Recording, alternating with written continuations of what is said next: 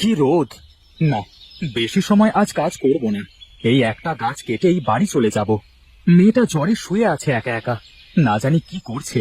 তাড়াতাড়ি গাছটা কেটেই বাড়ি যেতে হবে।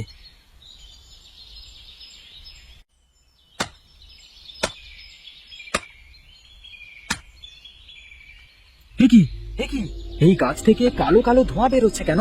এ কি আজব ঘটনা! কি রে, তুই আমার থাকার জায়গাটা এভাবে কেটে ফেললি কেন? ওরে বাবা রে, এই যে দেখি কালো দৈত্য! বাঁচাও, আমাকে বাঁচাও! কে কোথায় আছো, বাঁচাও! কে বাঁচাবে তোকে? হ্যাঁ? আমার থাকবার জায়গাটা তুই এভাবে কেটে ফেলেছিস, আর আমি কি তোকে ছেড়ে দেব নাকি? আমি জানতাম না এটা তোমার থাকবার জায়গা। আমি ইচ্ছে করে করিনি। আমাকে ক্ষমা করে দাও। যদি আমি জানতাম যে তুমি এখানে থাকো, তাহলে আমি কখনো এই গাছের আশেপাশে আসতাম না। ছেড়ে দাও, আমাকে ছেড়ে দাও দয়া করে। বাড়িতে আমার অসুস্থ মেয়েটা পড়ে আছে। ছেড়ে দাও আমাকে। ছেড়ে দেব? হ্যাঁ? বেশ, ছেড়ে দিতে পারি, তবে আমার একটা শর্ত আছে। শর্ত? কি শর্ত? আমি তোকে দুটো প্রশ্ন করব। এই দুটো প্রশ্নের উত্তরে যদি তুই আমাকে খুশি করতে পারিস, তাহলে আমি তোকে দুটো উপহার দেব। আর যদি ভুল উত্তর দিস, তাহলে শাস্তি পাবি। কপালে যা আছে তাই হোক। বেশ, ঠিক আছে, করো তুমি প্রশ্ন। বেশ, তাহলে আমার প্রথম প্রশ্ন হচ্ছে, এমন কি আছে যা শহরের মধ্য দিয়ে যায়, পাহাড়ের মধ্য দিয়ে যায়, জঙ্গলের মধ্য দিয়েও যায়, কিন্তু নড়তে পারে না? এ আবার কেমন প্রশ্ন? এ তো বড়ই কঠিন। আমি আমি এটা কিভাবে পারবো? যদি না পারো, তবে শাস্তি আছে। আমি একটু ভেবে বলবো। কি হলো, পারবে না? না দৈত্য, মাথায় আসছে না। তাহলে শাস্তির জন্য প্রস্তুত হও। এই প্রশ্নের উত্তর হলো রাস্তা। রাস্তা সব কিছুর মধ্য দিয়েই যায়, কিন্তু সে একা একা নড়াচড়া করতে পারে না। তোমার প্রথম শাস্তি হলো, যে রাস্তা দিয়ে এসেছো সেই রাস্তায় 10 পা হেঁটে যাও। 10 পা হেঁটে যাওয়ার পর তুমি দেখবে একটি কালো বাছুর সেখানেই অপেক্ষা করছে। তাকে নিয়ে এসো। আচ্ছা, বেশ।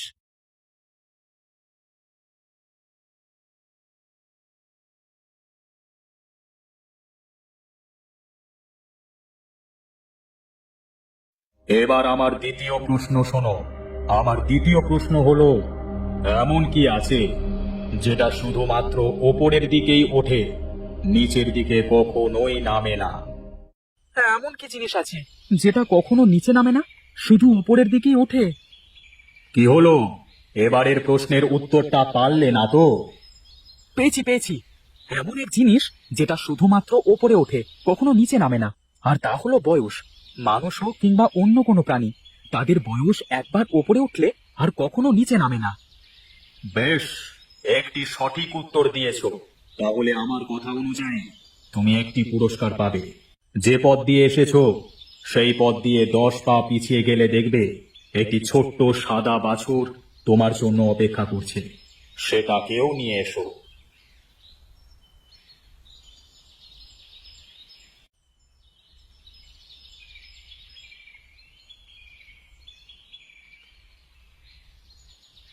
এই দুটো বাছুর আমি তোমাকে দিলাম।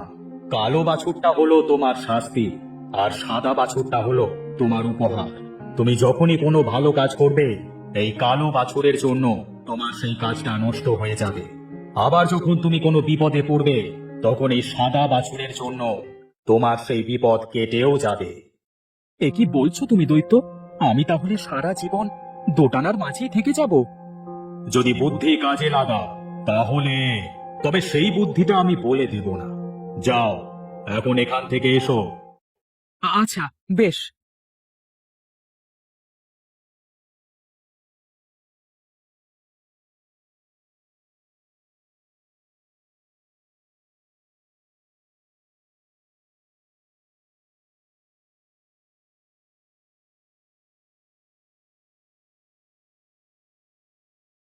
কি রে মা, তোর জ্বর কমলো?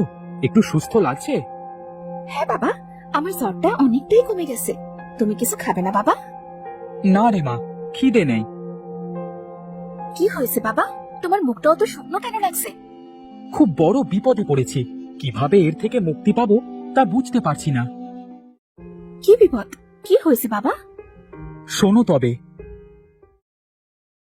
তুমি এত চিন্তা করো না বাবা, সময় আসুক, কি করা যাবে সেসব পরে চিন্তা করব। তুমি যে ওই দৈত্যর থেকে বেঁচে ফিরে এসেছো, এটাই তো অনেক। আর চিন্তা না করে যাও তো, খেতে যাও। আচ্ছা, বেশ।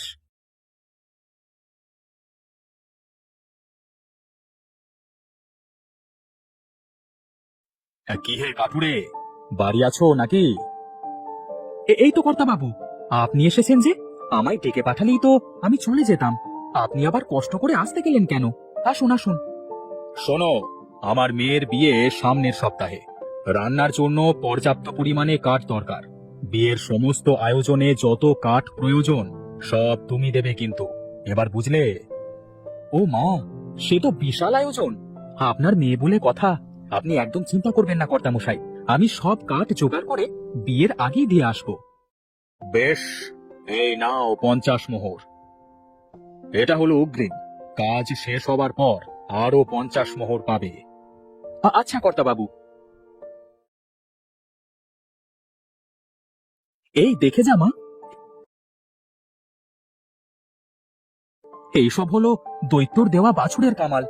আমি বেশ বুঝতে পারছি, ওই বাছুরের গুণে আমি একদিনই এত বড় একটা কাজের সুযোগ পেলাম। মোড়ল মশাই 50 মোহরও দিয়ে গেছে। এ তো বেশ ভালো কথা, এখন থেকেই তবে কাজ শুরু করে দিতে হবে। চলো বাবা, ঘরের ভেতর যাই। দৈত্যের দেওয়া বাছুরের গুণ? বেশ, তবে দৈত্যের দেওয়া সেই বাছুরটা আমার ভাগ্যেই আছে। তবে আজ রাতেই সরাতে হবে বাছুরটাকে। এত বড় একটা কাজ, তোমার মুখটা এমন শুকিয়ে গেছে কেন বাবা? একটু আগেই তো কত খুশি ছিলে। আর বলিস না রে মা, আমি তো খুশিতে কালো বাছুরটার কথা ভুলিয়ে গিয়েছিলাম। দৈত্য বলেছিল সাদা বাছুরটার গুণে যেমন আমার সাথে ভালো কিছু ঘটবে, কালো বাছুরটার গুণে তেমনই খারাপ কিছু আমার সাথে সাথেই চলবে। তার মানে কোনো একটা ক্ষতি এবার নিশ্চয়ই হবে। উপরওয়ালা যা করবে তা ভালোর জন্যই করবে, তুমি চিন্তা করো না বাবা। কাজটা না হাত ফসকে চলে যায়, সেটাই ভাবছি।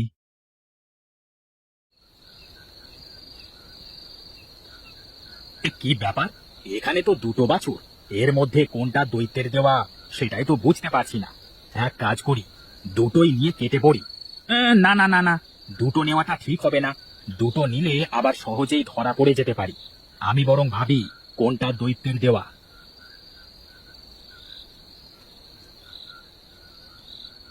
দেখে তো মনে হচ্ছে এই কালোটাই দৈত্যের দেওয়া, কারণ সে তো আর কখনো সুন্দর কিছু দিতে পারবে না।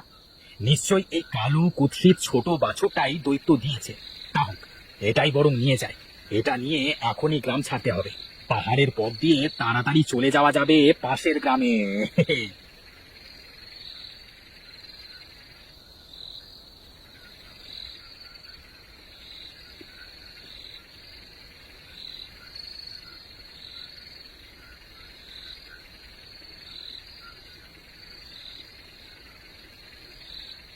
আহ!